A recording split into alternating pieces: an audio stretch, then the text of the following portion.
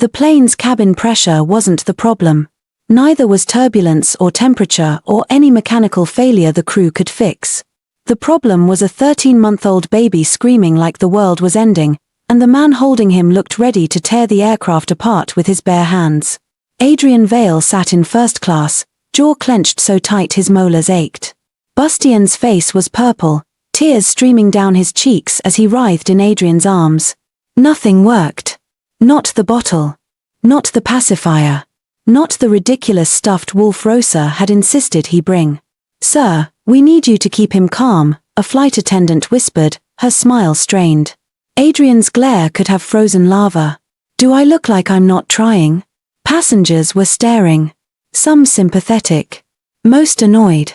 Adrian didn't give a damn about their comfort, but Bastian's distress was clawing at something primal in his chest. His son had been crying for 40 minutes straight. 40 minutes of hell at 30,000 feet. "Maybe he's hungry," the attendant tried again. "He won't take the bottle." Adrian's voice was ice over barely controlled panic. That's when she stood up. Row 12. Window seat. A woman with dark auburn hair pulled into a messy bun, wearing jeans and a loose cardigan.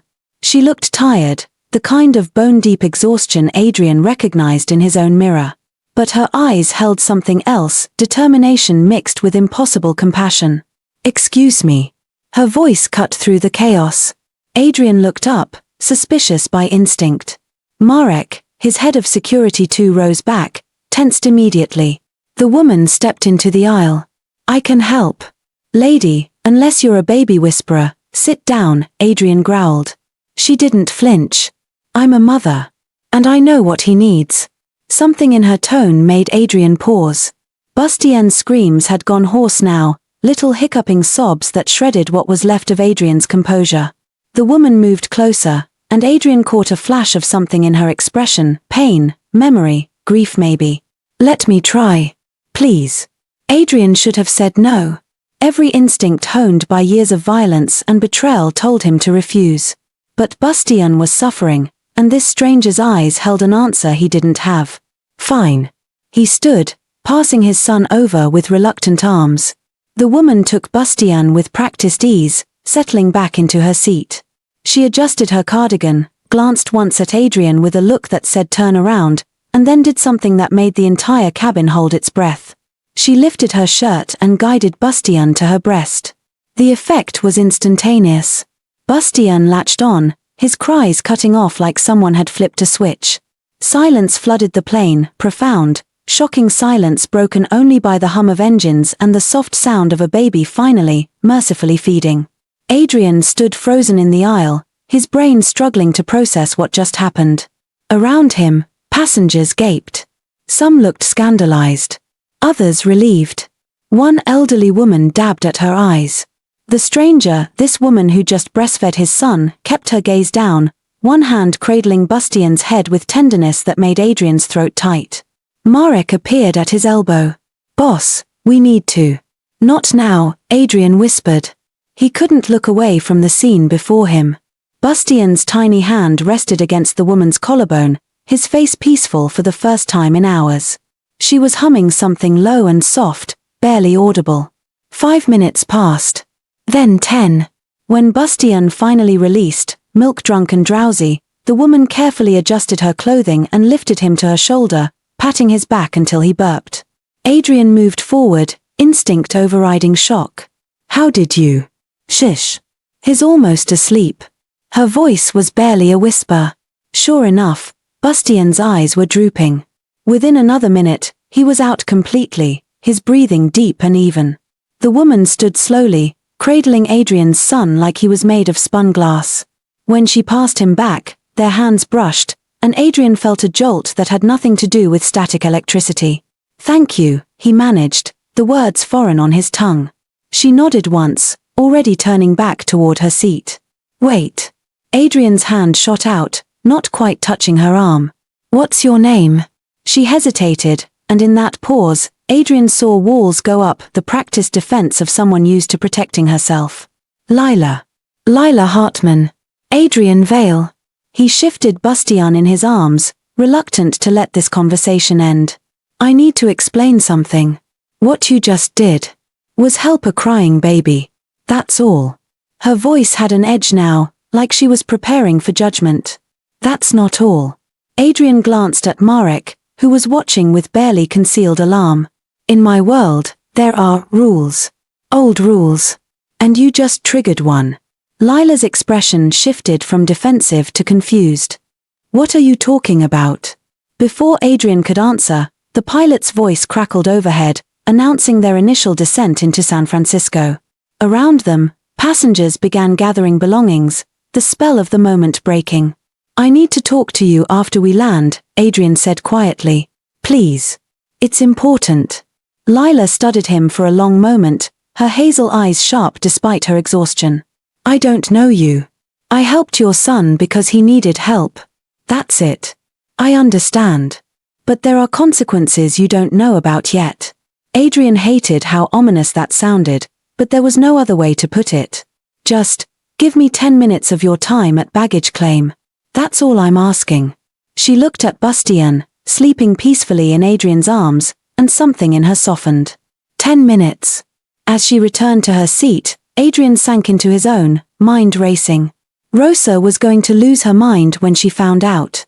The council would have questions. And Lila Hartman, this stranger with sad eyes and impossible courage, had just bound herself to the Vale family in a way she couldn't possibly understand. Marek leaned in, his voice barely audible. Boss, the ancient protocol. I know. Adrian's jaw was tight again. Believe me, I know. The plane touched down 20 minutes later. Adrian moved through customs in a daze, Bastian still asleep against his shoulder, Marek and 2 other security personnel flanking him. His eyes scanned the baggage claim area until he spotted her, Lila, standing alone near Carousel 3, arms wrapped around herself like she was cold despite the California warmth. She saw him approaching and straightened, that defensive posture back in place. Ms. Hartman. Adrian stopped a respectful distance away. Thank you for waiting. 10 minutes, she reminded him. Starting now. Adrian nodded. What I'm about to tell you will sound insane. But I need you to listen anyway. I'm listening. He took a breath. My family is connected. Old connections, going back generations to Sicily and beyond. There are traditions, protocols that govern how we operate. One of those protocols involves the heir. Lila's eyes flicked to Bastian. Your son. Yes. The rule states that anyone who feeds the heir, particularly in a moment of distress, creates a bond. A sacred bond that can't be broken without consequences. That's ridiculous, Lila said flatly. I fed a hungry baby. That's it. I wish it were that simple. Adrian shifted Bastian to his other shoulder. By helping him, you've marked yourself as protected family. Which means certain people now consider you part of our world. Whether you want to be or not. Lila stared at him. You're serious. Deadly. So what, I'm supposed to just, what? Join the mafia? Her laugh was sharp, borderline hysterical. I have a life. She cut herself off, pain flashing across her face. I can't get involved in whatever this is. I'm not asking you to join anything, Adrian said carefully. I'm asking you to let me protect you. Because if my enemies find out what happened on that plane, they'll come for you. To use you. Or to hurt you as a way to hurt me. This is insane, Lila repeated, but her voice shook now. This can't be real. Look at me. Adrian waited until her eyes met his. Does this feel like a game? She must have seen something in his expression, the truth behind the threat, because her face paled. Oh my God. Come with me, Adrian said quietly. Just for a few days. Until I can figure out how to handle the council and make sure you're safe. I have a secure location. My people will. No. Lila was already backing away. I don't know you. I'm not going anywhere with you. Lila. My name is Ms. Hartman to you. Her voice cracked. I did a kind thing. I helped a baby. That's it. I don't owe you anything. Adrian felt Marek tense beside him, ready to intervene, but he held up a hand. You're right. You don't owe me anything. But please believe me when I say that kindness just put a target on your back. Lila's luggage appeared on the carousel behind her. She grabbed it without looking away from Adrian, her knuckles white on the handle. "I'm leaving now. Don't follow me. At least let me give you a number. A way to reach me if anything happens. Nothing's going to happen because this is crazy and I'm going home and forgetting this entire day." But even as she said it, doubt flickered in her eyes. Adrian pulled out a card, plain, just a phone number embossed in black ink. He held it out. "Please." Lila looked at the card like it might bite her. Then, with a sharp exhale, she snatched it from his hand and shoved it in her pocket. 10 minutes are up. She turned and walked away, her bag rattling behind her, never once looking back. Marek moved closer. "We're letting her go. We don't have a choice," Adrian said quietly, watching Lila disappear into the crowd. "But I want a detail on her. Discreet. If anyone so much as looks at her wrong, I want to know. Boss, the council. We'll hear about this on my terms." Adrian's gaze was still fixed on the spot where Lila had vanished. "Not before." Bastian stirred against his shoulder, making a small contented sound. Adrian held him closer, feeling the weight of what just happened settle over him like a shroud. He'd lied to Lila. Not about the danger, that was real. But about having days to figure this out. The council would know by morning. And when they did, Lila Hartman's life was going to change forever whether she wanted it to or not. If you're already hooked and want to see where this impossible situation leads, hit that subscribe button now because things are about to get a whole lot more complicated. And drop a comment telling me if you'd have helped that crying baby or kept walking. Let's see how brave you really are. 2 days later, Lila stood in her cramped apartment kitchen, staring at the card Adrian Vale had given her. She'd told herself she'd throw it away. Told herself a dozen times that the whole thing was just a bizarre encounter with a paranoid rich man. But she hadn't thrown it away. And paranoid or not, Adrian Vale had been right about one thing: she was lying to herself about that day being over. Because her milk had come back. Not just a little. Full, aching, let down that soaked through her shirt at 3 in the morning and left her sobbing in the shower, remembering Emma. Emma, who'd been gone for 7 months. Emma, whose tiny grave Lila visited every Sunday with flowers she couldn't afford. The doctors said sometimes trauma did this, kept the body locked in a state it should have left behind. But feeding Bastian had triggered something, reopened a wound she'd thought was finally starting to scar over. Her phone buzzed. Unknown number. Lila almost didn't answer, but something made her pick up. "Hello. Ms. Hartman. It's Adrian Vale." Her stomach dropped. "How did you get my number?" "I told you, I have resources." His voice was calm but urgent. "I need you to listen very carefully. Don't go outside. Don't answer your door for anyone except the police. And if you see anything unusual, cars, people, anything, you call me immediately." "What are you talking about?" "The council knows."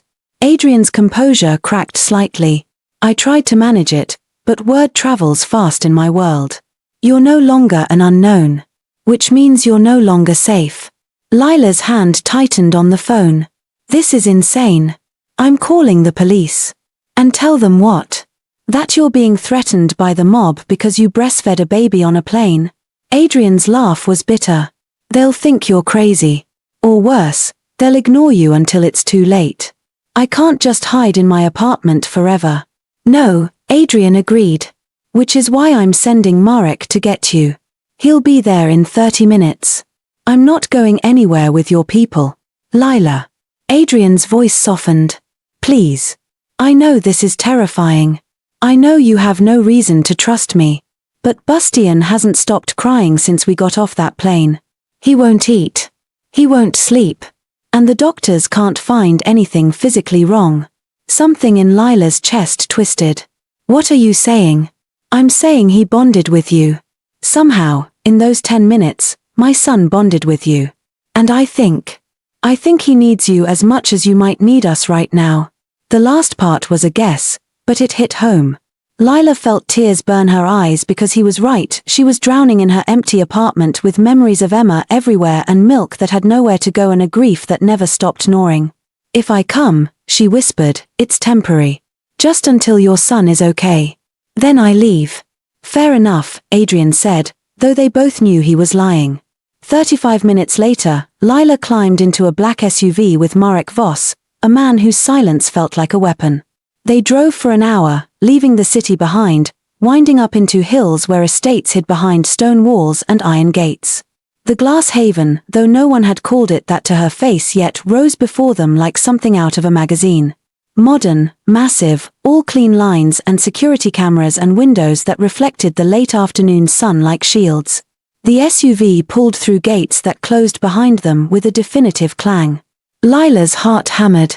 I can still leave, right? Marek glanced at her in the rearview mirror. You can try. Not reassuring.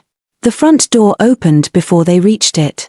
A woman in her 50s appeared, her face kind but assessing. Rosa Delgado, the housekeeper Adrian had mentioned. Ms. Hartman.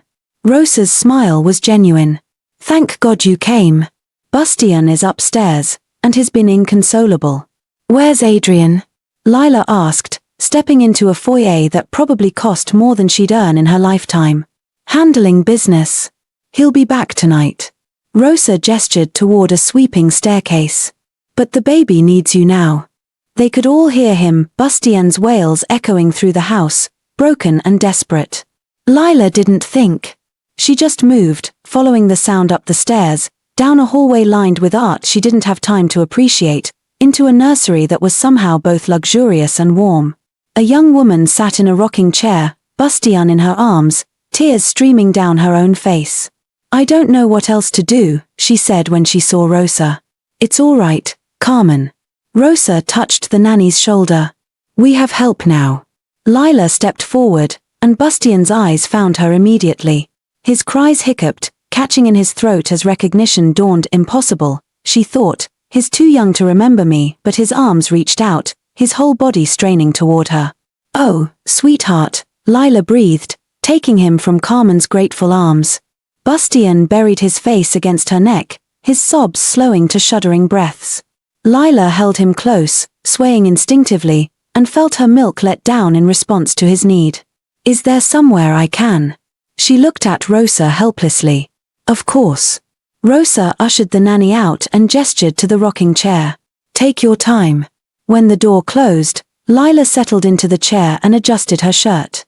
Bastian latched on hungrily, desperately, and Lila felt something inside her shift, not break, but realign. This wasn't Emma. Would never be Emma. But maybe healing didn't mean forgetting. Maybe it meant finding a new way to let love exist. She rocked slowly, Bastian's hand resting over her heart, and for the first time in 7 months, Lila didn't feel completely shattered. Adrian came home to a quiet house, which was so unusual it stopped him in the foyer. Rosa appeared from the kitchen, her expression softer than he'd seen in weeks. She's upstairs, Rosa said. With Bastian. They fell asleep about an hour ago. Adrian took the stairs 2 at a time, moving silently down the hallway until he reached the nursery. The door was cracked open, soft light spilling through. He pushed it wider and froze. Lila was in the rocking chair, her head tilted back against the cushion, asleep. Bastian sprawled across her chest, one tiny fist clutched in her shirt, breathing deeply. The room smelled like milk and baby powder and something indefinable, safety, maybe. Peace. Adrian stood there for longer than he should have, memorizing the scene. Lila's face was relaxed in sleep, free of the fear and suspicion he'd seen at the airport. She looked younger. More vulnerable. And Bastian, his son who hadn't stopped crying for 2 days, looked utterly content. Something dangerous shifted in Adrian's chest, something that felt a lot like hope. He stepped back carefully, pulling the door almost closed, and went downstairs to make phone calls he'd been dreading. The council could wait 1 more day. Tonight, his son was finally sleeping. And the woman responsible was under his roof, under his protection, whether she fully understood what that meant or not. Lila woke to darkness and panic, her body stiff from sleeping upright. It took a moment to remember where she was, the nursery, the chair, Bastian. He wasn't in her arms. She jolted upright, heart racing, but a quiet voice from the corner stopped her. He's here. In the crib. I moved him about an hour ago. Adrian sat in the shadows, barely visible in the dim glow of a nightlight shaped like a moon.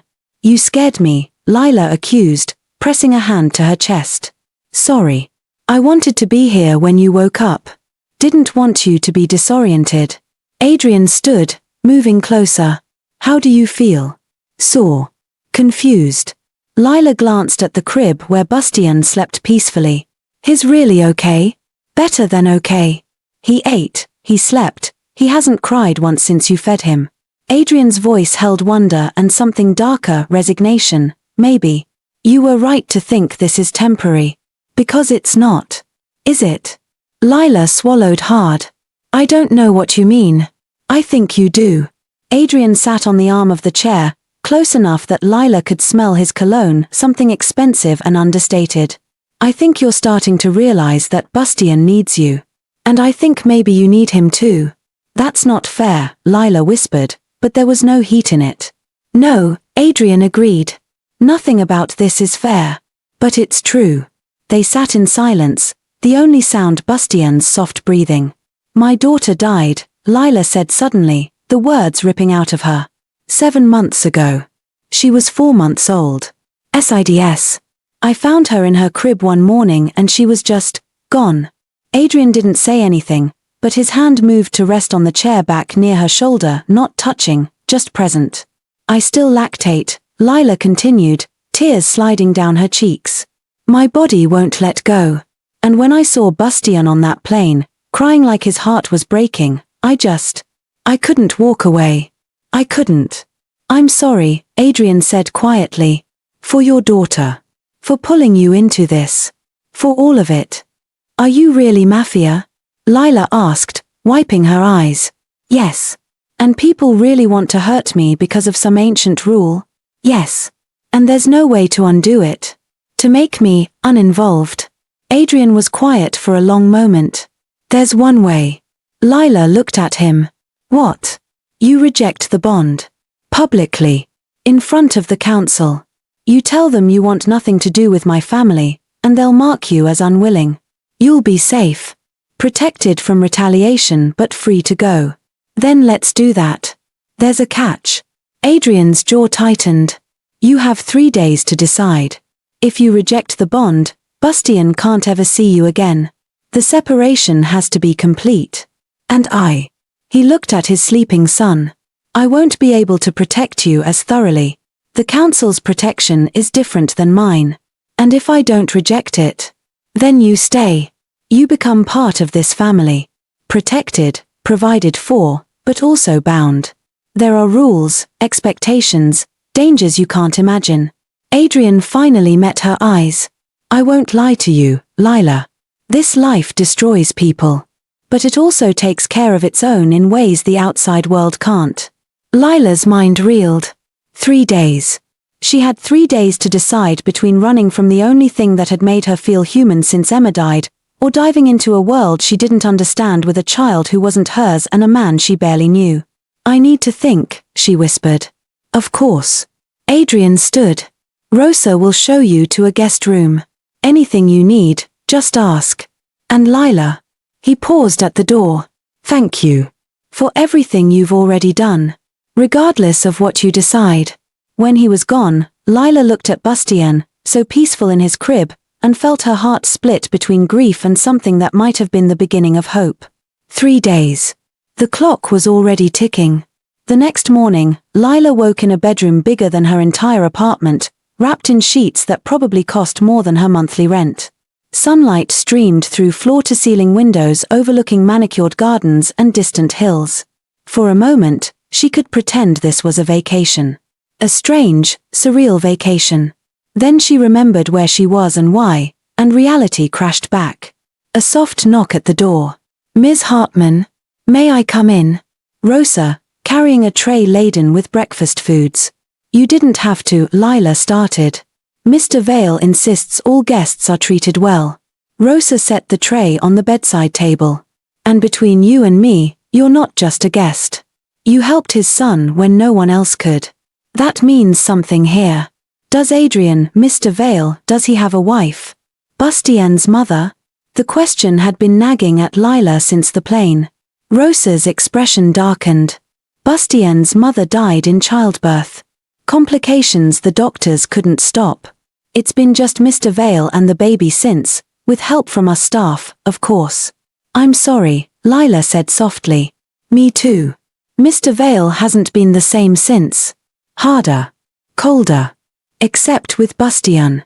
Rosa smiled sadly. That boy is the only soft thing left in his father's world. After Rosa left, Lila ate mechanically, her mind spinning. Adrian was a widower. A single father in a dangerous world, trying to protect his son while running what? A criminal empire? She needed more information. Lila dressed in clothes Rosa had somehow procured overnight, jeans that fit perfectly, a soft sweater, everything brand new with tags removed. Then she ventured downstairs, following the sound of voices to a large study. The door was ajar. Inside, Adrian stood with Marek and another man she didn't recognize, tall, graying, with sharp eyes that missed nothing. Don't care what the council says, Adrian was saying, his voice hard.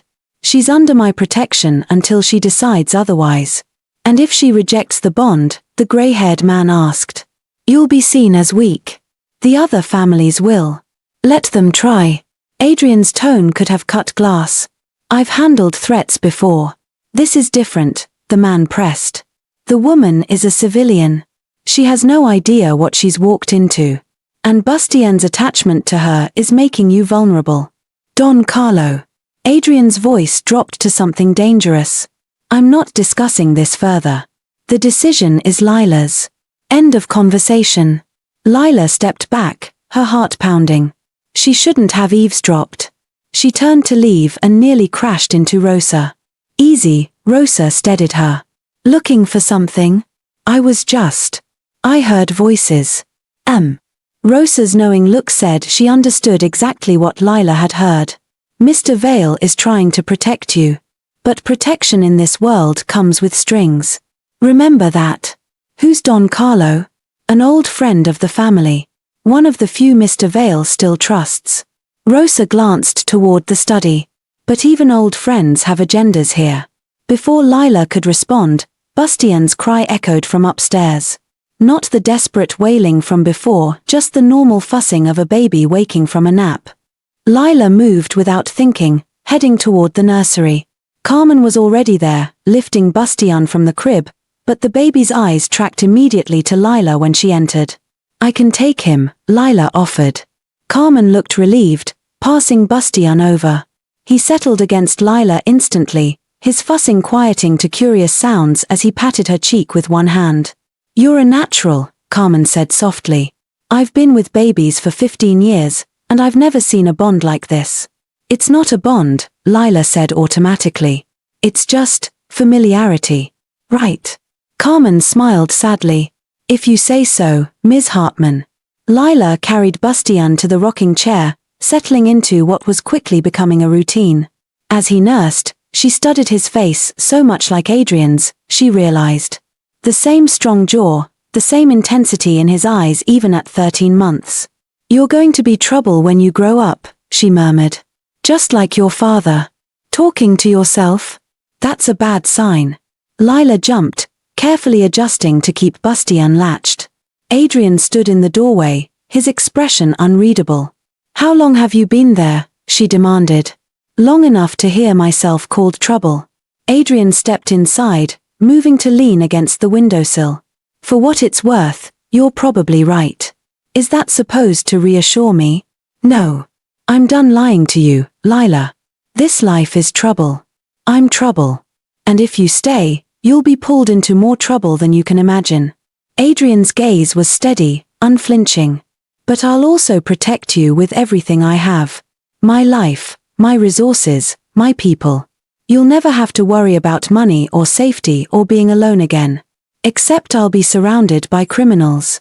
Yes. And people who might want to hurt me. I won't let them. Lila looked down at Bastian, now drowsy and content. This isn't fair to him. Using him to convince me. I'm not using him. I'm being honest about what happens if you leave. He'll grieve. I don't know for how long or how deeply, but he will. Adrian's voice roughened. And so will I. Lila's head snapped up. What? Adrian pushed off the windowsill, moving closer.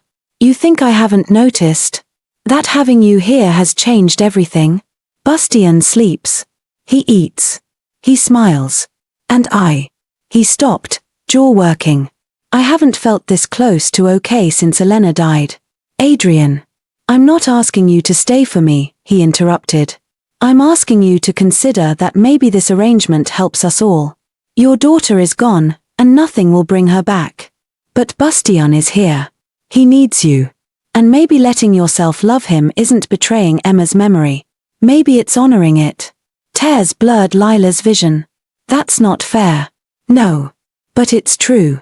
Bastian released with a soft sigh, milk-drunk and peaceful.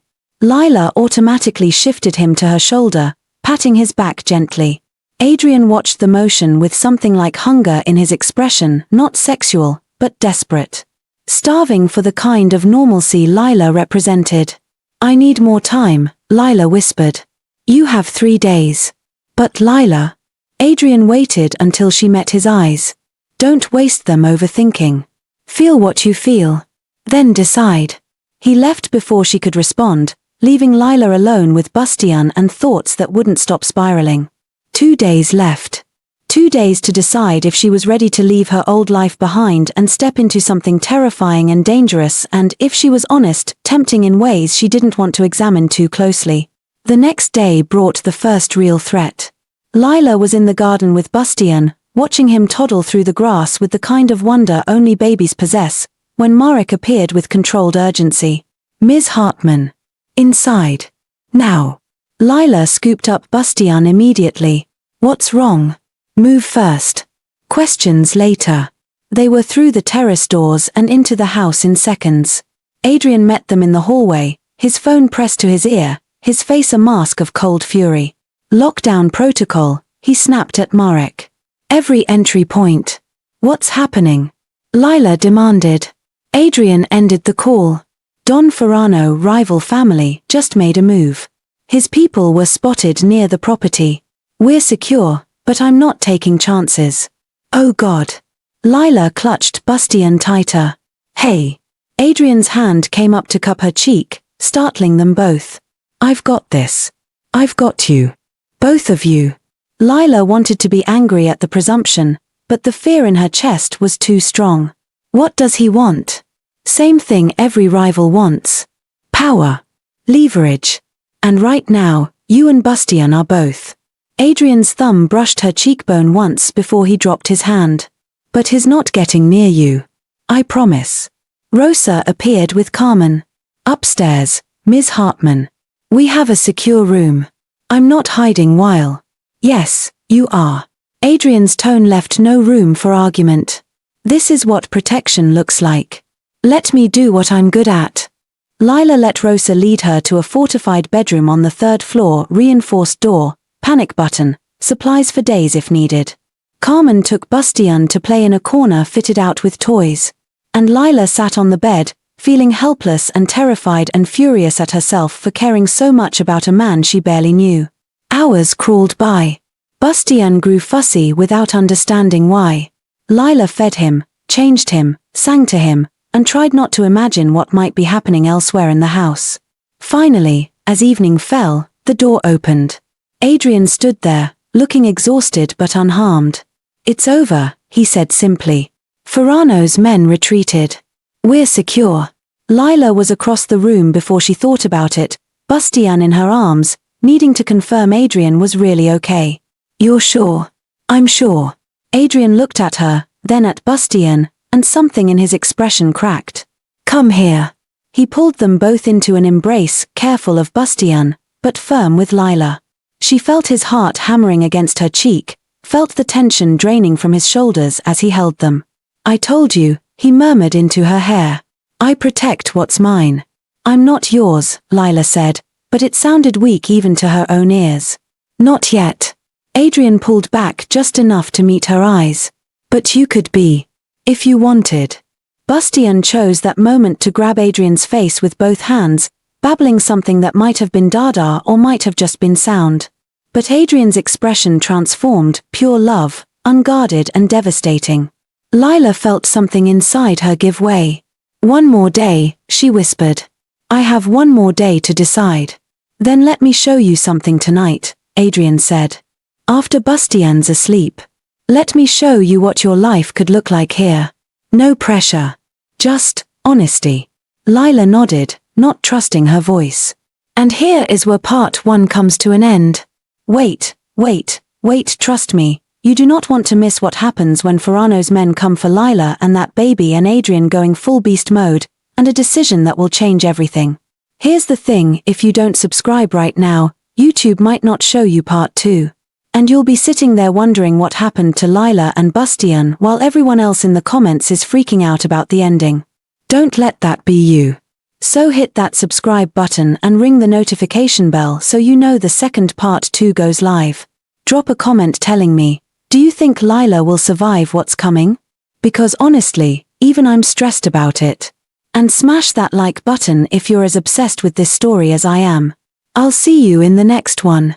Thanks for watching.